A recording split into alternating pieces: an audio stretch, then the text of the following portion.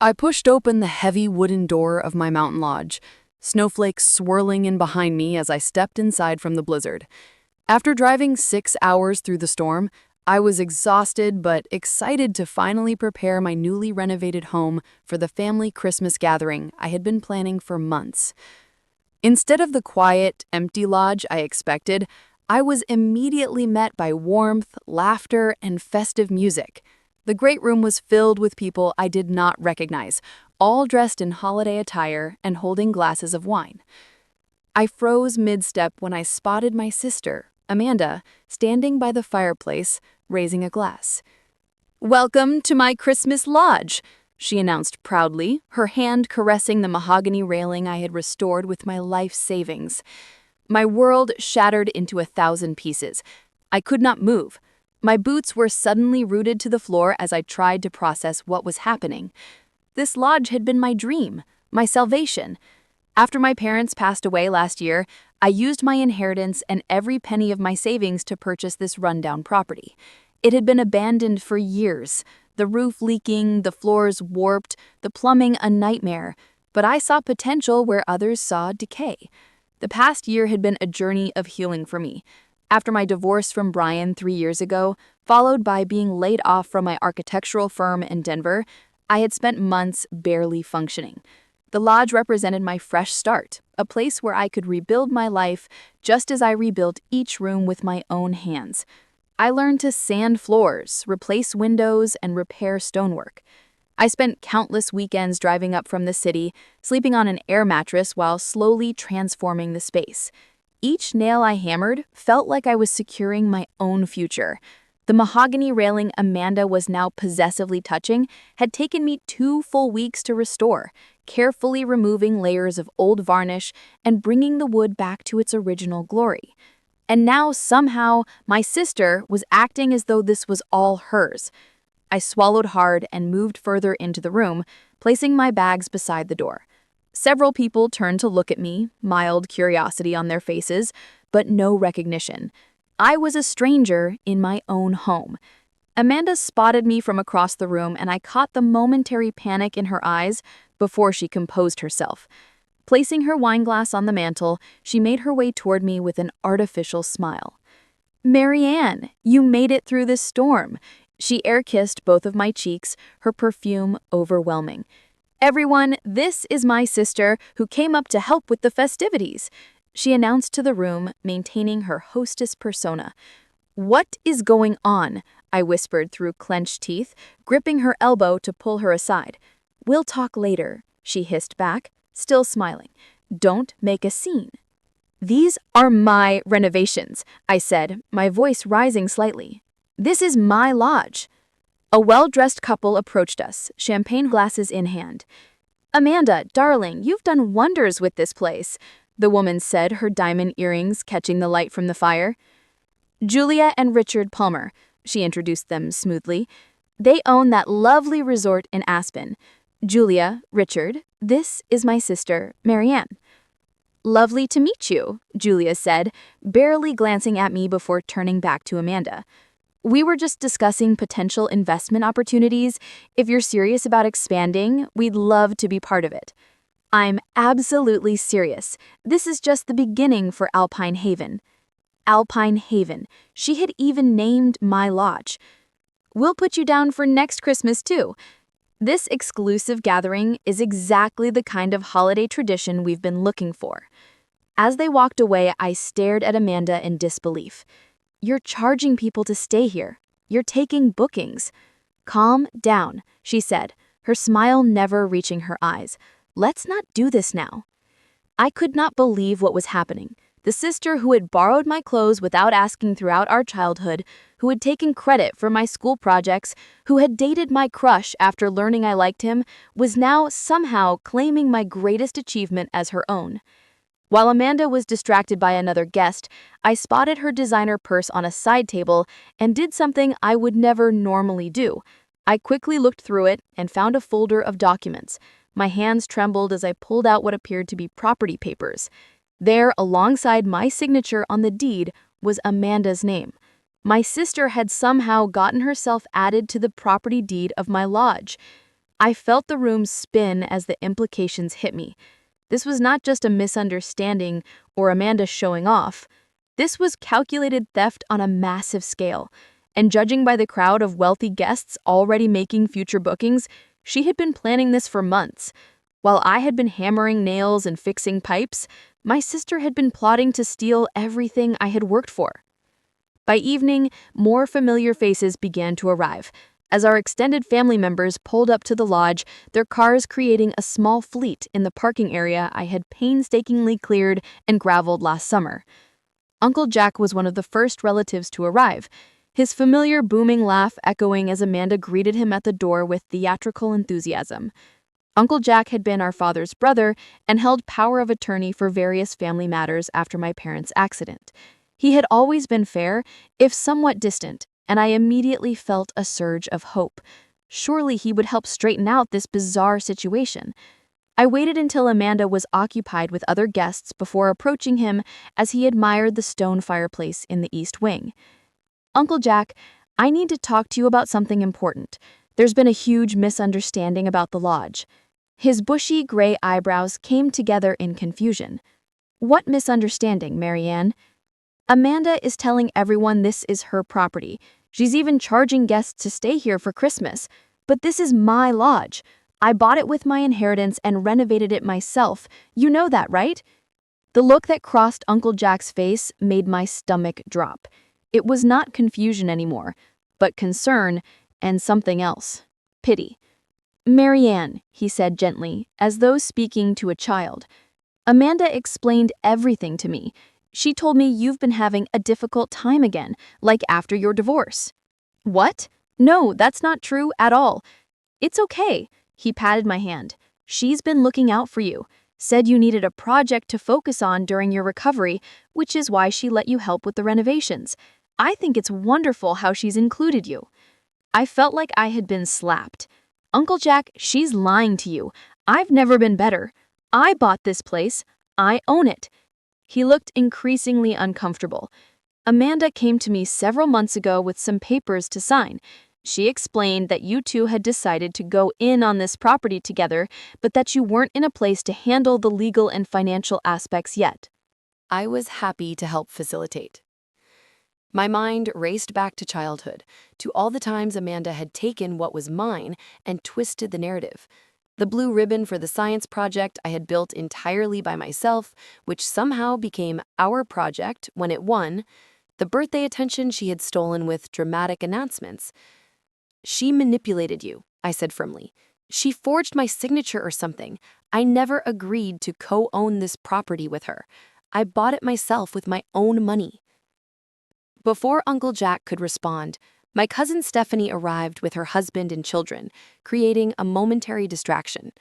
As the evening progressed, I tried to explain the situation to various family members, but it quickly became clear that Amanda had laid extensive groundwork. Everyone seemed to believe I was recovering from some kind of breakdown, and Amanda was the saint who had given me a purpose by allowing me to help renovate her lodge. While searching for more evidence of Amanda's scheme, I discovered a stack of business cards on a desk in what should have been my office. Amanda's Alpine retreat, they proclaimed in elegant script, listing my sister as owner and executive director. The website URL at the bottom led to a professionally designed page featuring my renovation photos, but crediting Amanda with the vision and execution.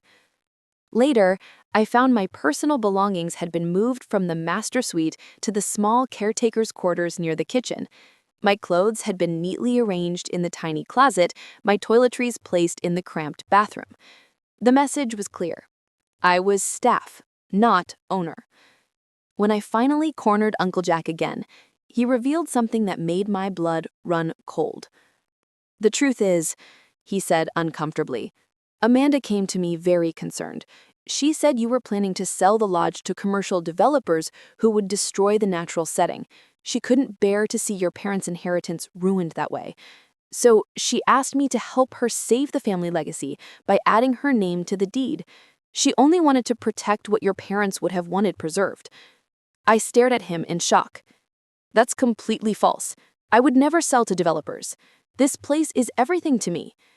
"Well," he shifted uneasily. That's what the papers I signed were for, to ensure the property stayed in the family by giving Amanda partial ownership. She said it was the only way to prevent the sale you were planning. The magnitude of Amanda's betrayal was staggering. She hadn't just stolen my property, she'd created an entire false narrative about me, using my past struggles against me to paint herself as my savior rather than my thief. The next morning, I woke up early in the small caretaker's room, my mind racing with plans to reclaim my property. I needed evidence, allies, and a strategy. The first step was gathering proof of my sole ownership and the work I'd done on the lodge. I started by digging through my files and emails on my laptop, taking screenshots of all the original purchase documents, renovation plans, and contractor communications. As I worked, I realized with growing horror that some emails had been read and marked as unread again. Someone had accessed my accounts. Around 10, more guests began arriving for the day's festivities. I was arranging firewood near the main hearth when I spotted a familiar face. Sam Turner, the contractor who had helped me with the major structural work on the lodge, walked in with his wife, Beth. I nearly dropped the logs in my arms. "Sam," I called out, hurrying over to them. "I didn't expect to see you here." Sam looked surprised but pleased to see me. "Marianne, your sister invited us as a thank you for the work on the place. Wasn't that thoughtful?" I glanced around to make sure Amanda wasn't nearby. "Sam, can we talk somewhere private? It's important." Looking confused, Sam and Beth followed me to the small sunroom off the main hall. Once we were alone, I asked, "When did Amanda contact you about coming here for Christmas?" "About 3 weeks ago," Beth answered. "She sent us a lovely invitation, said she wanted to thank Sam for all his hard work on her lodge." "Her lodge," I repeated flatly. "Sam, you know this is my property, right? I hired you. I paid you." Sam's expression grew concerned. "Of course I know that, Marianne. But Amanda said you'd asked her to handle the Christmas gathering because you were overwhelmed with work. She's been acting as the point of contact for a while now." "What do you mean, for a while?" "She started emailing and calling maybe 2 months ago.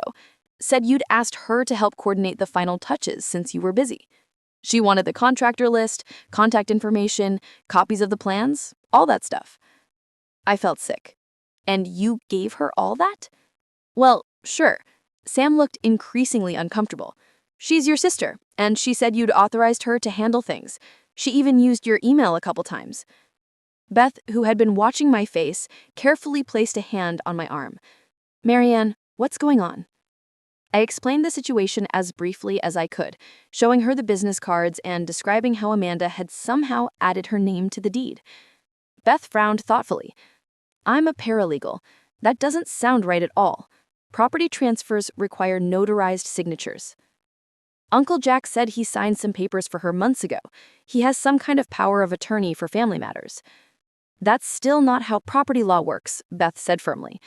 "Let me see whatever documentation you have." While Sam kept watch to make sure Amanda didn't interrupt us, Beth reviewed the papers I'd gathered. She quickly identified several irregularities. "These signatures don't match," she pointed out. "And this notary stamp? I know this office. They're very strict about protocols.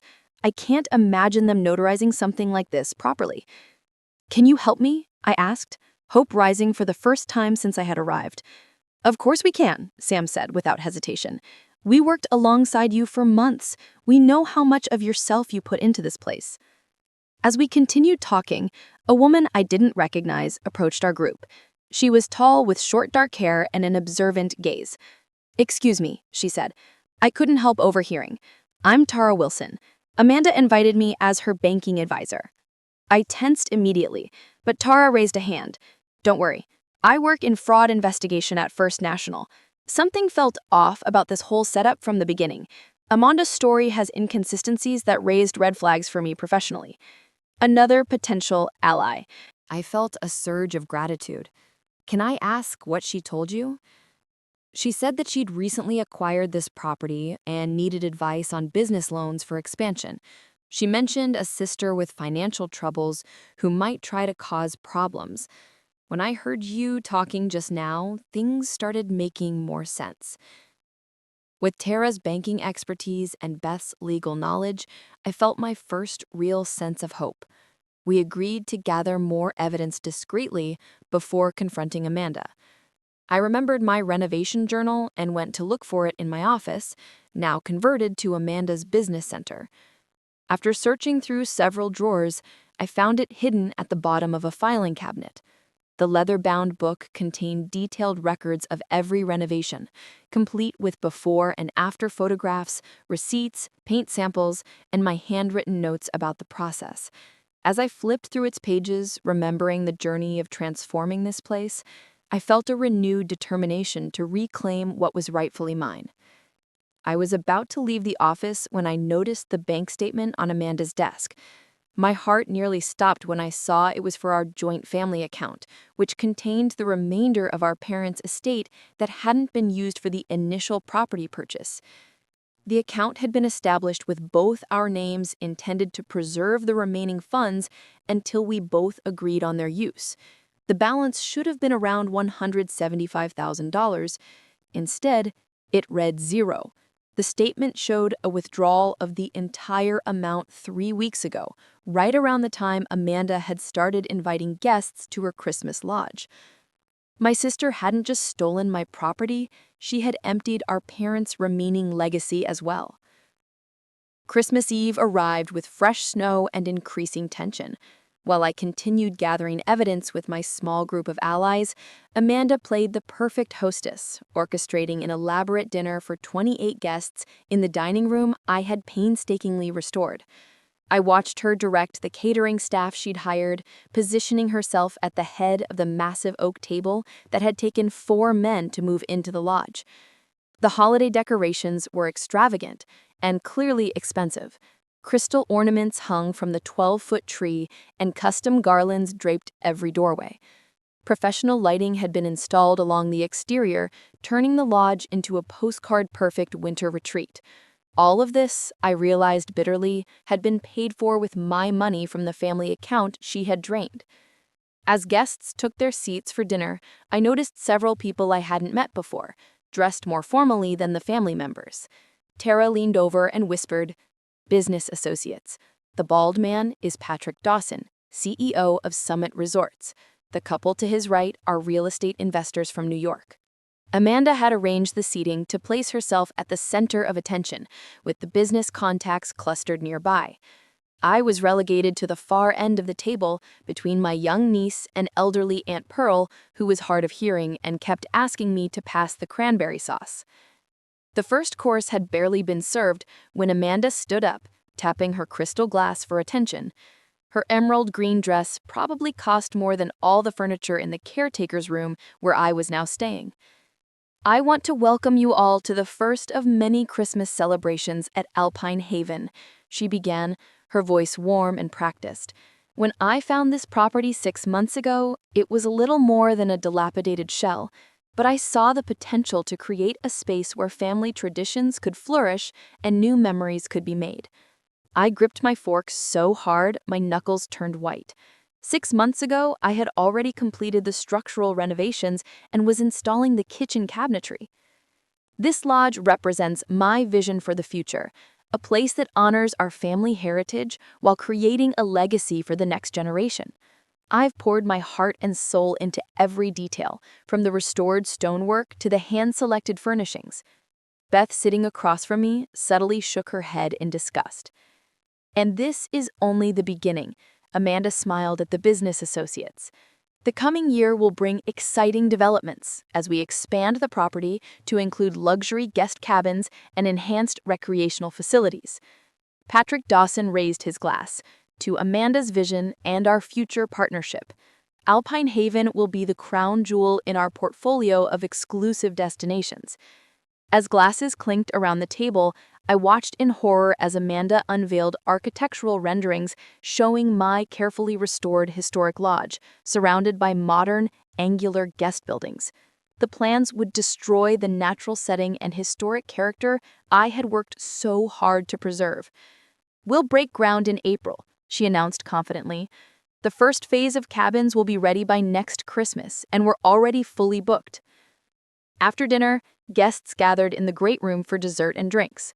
I overheard snippets of Amanda's conversations as she moved through the crowd. We're considering offers from 3 management companies. The property values in this area are projected to double in 5 years. My sister? Oh, she's been going through a difficult time. I've given her a position here to help her get back on her feet. With each word, my anger grew. This wasn't just about the lodge. Amanda was systematically dismantling everything I had built and remolding it into her own vision while simultaneously destroying my reputation with people who might have become friends and connections. I slipped away to clear my head, walking down the hallway to the west wing where fewer guests had ventured. As I passed what had been designated as Amanda's private office, I heard her voice inside.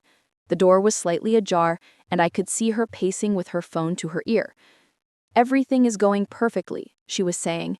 "Dawson is ready to sign the preliminary contract tomorrow morning. Once we have that, leveraging my partial ownership won't be a problem." Things often seem clearer in the morning. "I'm not confused," I insisted. "I'm not having an episode. Amanda has systematically stolen this property and is about to sign it away to developers." But I could see I was losing ground.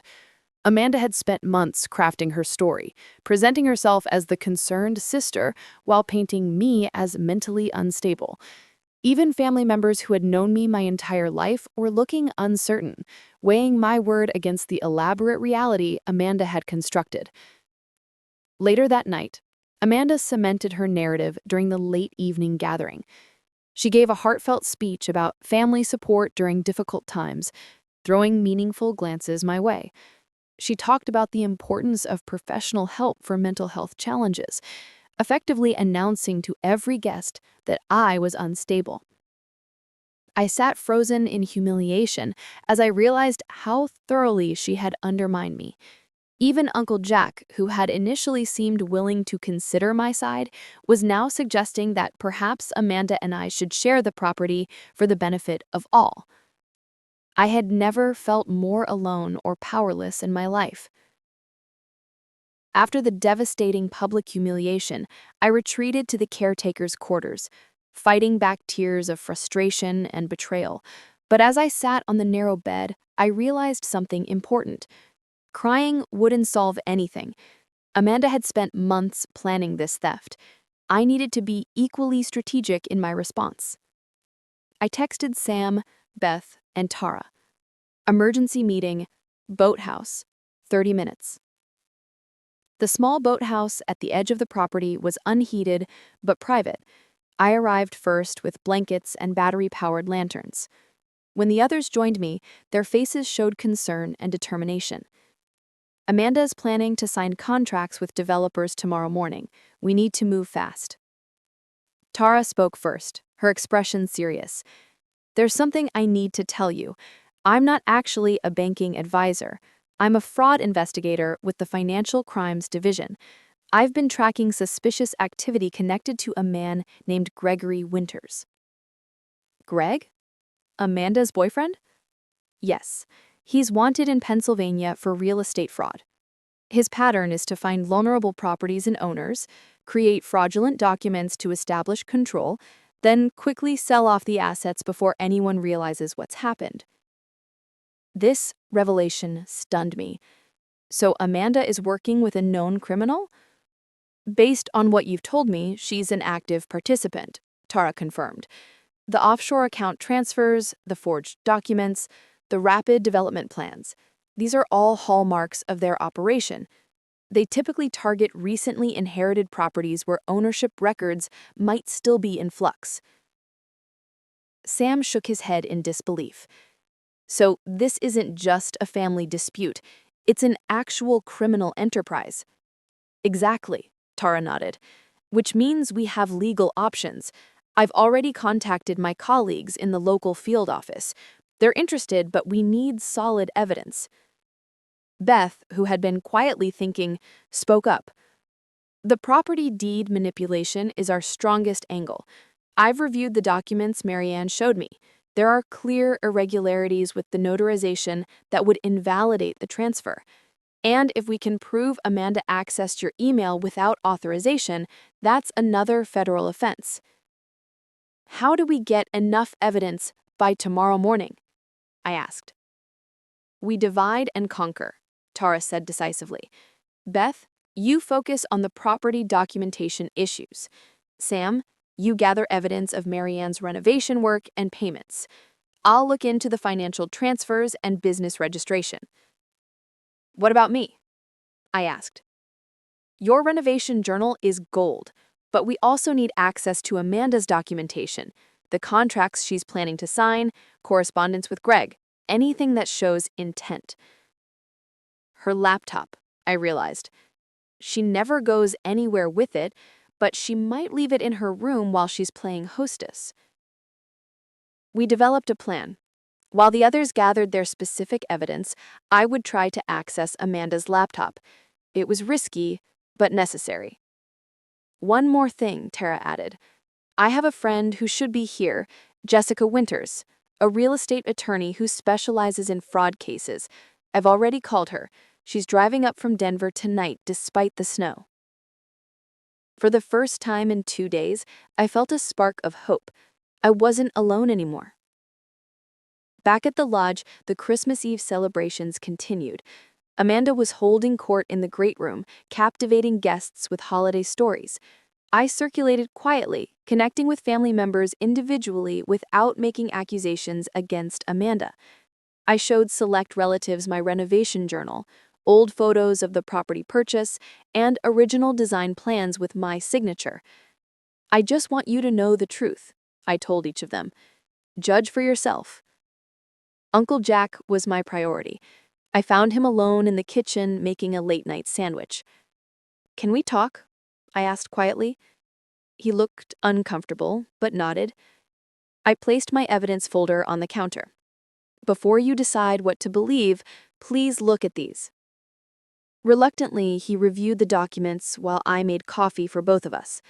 I saw his expression change as he compared the signatures on different papers, noted the dates on permits and contracts, and read through the chronology of my renovation work. I don't understand, he said finally. These documents contradict what Amanda showed me. Because hers are forgeries, I said simply. I never authorized adding her name to the deed. I never planned to sell to developers. Everything she told you was a lie to manipulate you into signing those papers. He was quiet for a long moment. I've made it a terrible mistake. You were deceived. We all were. But there's still time to fix this. Uncle Jack looked up, his eyes clearer and more resolved than I had seen him in years. What do you need me to do? With Uncle Jack's help, I gained access to Amanda's room during dinner. Her laptop was there, but password protected. However, in her desk drawer, I found something even more damaging, a folder labeled Alpine Development, containing contracts ready for signature with tomorrow's date already filled in. The contracts would effectively force a sale of the lodge to Summit Resorts, with Amanda receiving a substantial payment as managing partner. A separate document outlined a partnership between Amanda and Gregory Winters for a property development in Miami, using funds from the lodge sale as investment capital. I photographed everything with my phone before carefully returning the documents exactly as I had found them. When I rejoined my allies in the boathouse at midnight, we combined our evidence into a comprehensive case. Tara had traced the money from the family account to a series of transfers that eventually led to an offshore account jointly held by Amanda and Gregory Winters. Beth had documented the legal violations in the property transfer. Sam had collected statements from subcontractors confirming they had worked exclusively with me during the renovation. Jessica should be here by morning, Tara said. She's bringing the formal documentation we need for the authorities. But there's one more thing we need. What's that? I asked. We need to let Amanda go through with the beginning of her plan. Let her start the contract signing. That gives us the final piece of evidence, intent to defraud. I nodded slowly. So we wait until tomorrow. We wait, Tara confirmed. But we'll be ready. As I walked back to the lodge through the gently falling snow, I felt a strange calm settle over me. Tomorrow would bring either the complete loss of everything I'd worked for or justice. Either way, I would face it with clarity and purpose. I also learned from Tara that Gregory Winters was expected to arrive in the morning for the contract signing. Finally, all the players would be in one place. Christmas morning dawned bright and clear, sunlight sparkling across the fresh snow that had fallen overnight. I dressed carefully in the small caretaker's room, choosing clothes that made me look professional and composed. Dark jeans, a cream sweater, and the simple pearl earrings that had been my mother's. Today would determine whether I lost everything or reclaimed what was rightfully mine. The lodge was already bustling with activity when I emerged. Guests exchanged gifts by the tree, children played with new toys, and the catering staff prepared an elaborate brunch buffet. Amanda moved through the crowd in a designer red dress, the perfect Christmas hostess. If she noticed my calm demeanor, she gave no indication. Around 10 o'clock, a sleek black SUV pulled into the driveway. A man with salt and pepper hair and an expensive overcoat stepped out carrying a briefcase. Greg Winters had arrived. Amanda greeted him with a kiss on the cheek, introducing him to the business associates who had gathered in the study for what she had billed as a small business meeting before festivities continued. I caught Tara's eye across the room. She gave a nearly imperceptible nod. Our plan was in motion. At 10:30, Amanda tapped a spoon against her champagne flute, gathering everyone's attention. The crowd quieted as she stood on the small landing halfway up the grand staircase, perfectly positioned to address the room. First, I want to wish everyone a very Merry Christmas, she began, her voice warm and confident. Having you all here in this special place means everything to me. She gestured around the room. Alpine Haven represents the beginning of an exciting new chapter. Today, I'm thrilled to announce that we're moving forward with plans to create the most exclusive mountain retreat destination in Colorado. Patrick Dawson from Summit Resorts stepped forward with a leather portfolio. We've finalized the partnership agreement this morning. Construction on the first phase of luxury cabins begins in April. I watched as Amanda descended the stairs to where Greg waited with contracts spread on the antique desk I had restored myself. The irony wasn't lost on me. Once we sign these papers, Amanda explained to the impressed crowd, Alpine Haven will begin its transformation into a world-class resort property while maintaining the rustic charm and family atmosphere we've all come to love. She picked up a pen, smiling broadly at the assembled guests. This is a historic moment for this property. I agree, I said clearly, stepping forward from where I'd been standing quietly near the fireplace. It is, indeed, a historic moment. Amanda's smile faltered slightly. Marianne, perhaps you should wait in the kitchen while we handle this business. I don't think so. Not when the business involves my property. A ripple of uncomfortable murmurs went through the crowd. Amanda gave a practiced, patient smile. We've been through this, Marianne. The lodge is our shared business venture, and these contracts benefit both of us. That's not true, and you know it.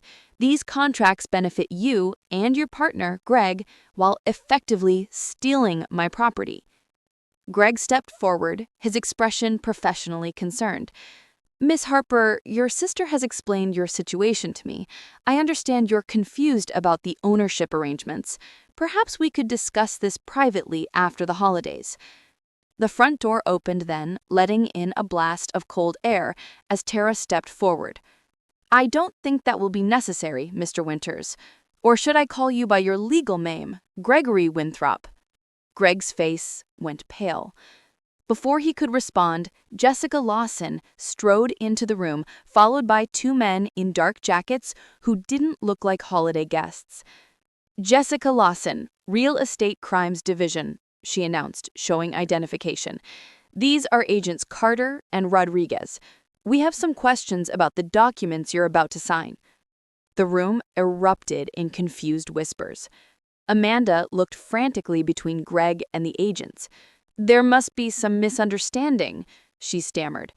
"We're just formalizing a business partnership based on fraudulent property claims. We have evidence of document forgery, identity theft, wire fraud, and conspiracy to commit real estate fraud." One of the agents addressed Greg directly. "Mr. Winthrop, you are also wanted for questioning regarding similar fraud cases in Pennsylvania and Utah." Greg looked like he might make a run for it, his eyes darting towards the door, but Agent Rodriguez had positioned himself strategically to block the exit. I stepped forward, facing the confused and startled guests. "I purchased this lodge last year with my inheritance after our parents passed away. I spent months renovating it myself, planning to make it a family gathering place and eventually a small, sustainable retreat. Amanda has systematically manipulated documents, accessed my accounts without permission, and created a false narrative about my mental health to gain control of my property." I gestured to Sam and Beth, who had moved to stand beside me.